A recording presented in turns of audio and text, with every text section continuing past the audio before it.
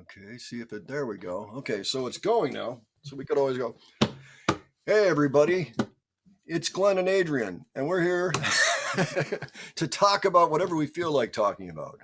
All right. And it's going to be entertaining for us, and we hope that, by proxy, it's entertaining for everybody. Isn't that right, Adrian? Yep. I sure hope so. That's right. Well, here, yeah, I hope it's good. Otherwise, we're going to look like that's okay, though, right? Oh, here, I can. By the way, here's one of the records I borrowed from you, the Anthony Phillips. Anthony Phillips. This is some pretty good stuff. I didn't listen to that album very much. You know what album I'm much more familiar with is The Geese and the Ghost. Geese. Yeah, The Geese and the Ghost. I remember you had that. And actually, do you know what I got recently was this one, which is the one he did after. Why is that the event? After the event. Yeah, it's a pretty good record. The only issue is he's the singer, and he's not a very good singer. But nonetheless, it's kind of like a Genesis record, So yeah, well, it's very Genesis. And other than that, The Ghost was basically like a lot of it seems to be like Genesis without Peter and Tony, or maybe without Steve Hackett either. But his brother John is on the album. Oh yeah, yeah, great. It's nice. They were tight, They were pretty tight bunch of guys. There was one more I got at one point just because I was curious. I found it online. This is from '79. Sides. Yeah, and I think it's a pretty cool cover. I mean, Anthony Phillips. Yes, that is a cool cover. Yeah, I mean, that's one thing you can say for him is all his covers were pretty cool. And, yeah. But anyway, that's all I got for Anthony Phillips. But yeah, so kind of spiel on that. And if there's anything, tell me about what you know about the Geese record, because I haven't heard that one, and I'm kind of curious about it. Well, let's see.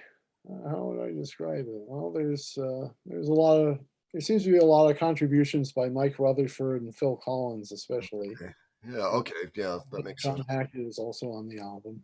It sounds like they all kind of helped each other out a lot at that time. Yeah. Solo album. Yeah. Well, there's also Steve Hackett's album Voyage of the Acolyte. It's pretty much the same thing. Genesis without Peter and Tony. That's right. I finally picked that up on CD, and that's pretty good. It's a great album. Yeah, so we'll see. Maybe I'll get that someday too. I just love records. I mean, you see, it's exploding. You can see it. That's part of the jazz collection over here. I just, I see you got a display going there. That's pretty nice. Yeah, it's pretty crazy. And I've also got a bunch of my CDs up there. Pretty much the jazz collection is right behind me, so you can see people like Nina Simone and Johnny Hodges and Bud, just lots of different people. Art Blakey. Whatever. I'm kind of a novice with jazz myself, although I enjoy it. I enjoy listening to John Coltrane every now and then. Yeah, every so often. It's one of those things. It just hit me one day. Like for a number of years, I had one John Coltrane album and I didn't really listen to it. And then about 10 years later, I bought one other one that was kind of one of the out there ones. It was just him on saxophone and then a drummer, and that was it. And they just were going nuts, and it was really pretty cool.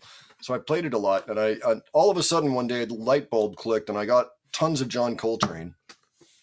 And then 20 years later, or almost 20 years later, the light bulb went off again, and all of a sudden I started really getting into jazz, and I bought up like 4 feet or so of jazz, and I love it now. But it was just one of those. I don't even know what the catalyst was. Just all of a sudden, it was hitting me right, and I was really loving it. I was like hearing what they were doing, and it was making sense, and it felt good to listen to, and all that, So.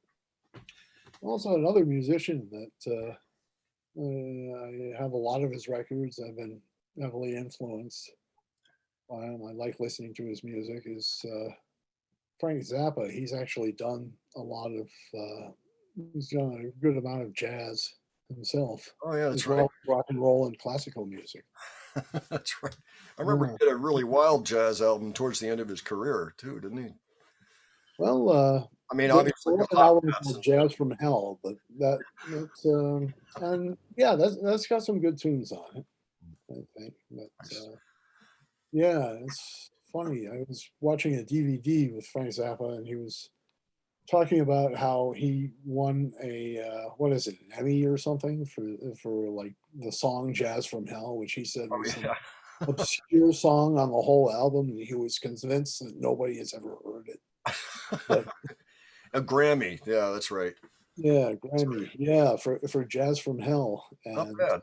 I Yeah. mean they're yeah, I mean it's not bad at all. I mean for the song "Jazz from Hell" though, which I can't even remember, but you know there are some good songs that I remember. You know, G Spot Tornado and Night School are songs that Nice. I really like.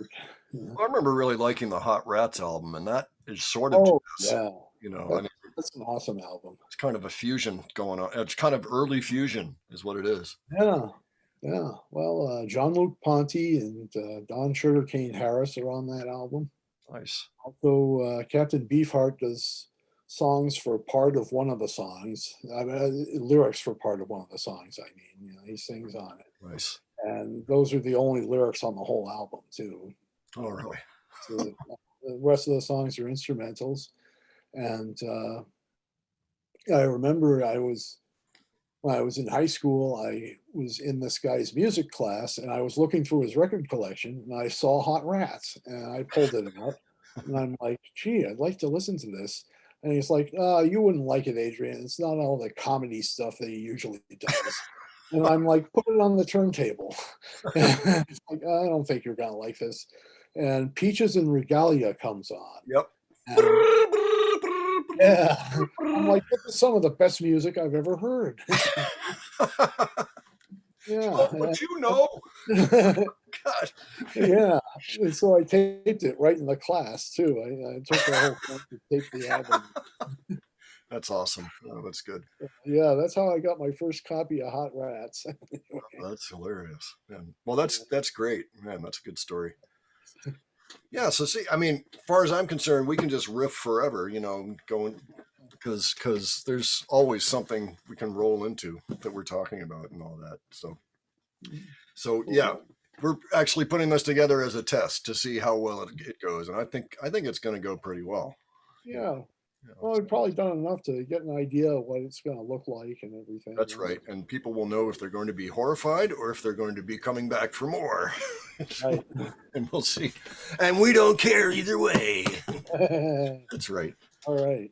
Yeah. All right. Well, very good. Here, let me shut off the record. Thanks, everybody. Thank you. Come back Listening for the next also. video because there'll be a real one next time. All right. Peace.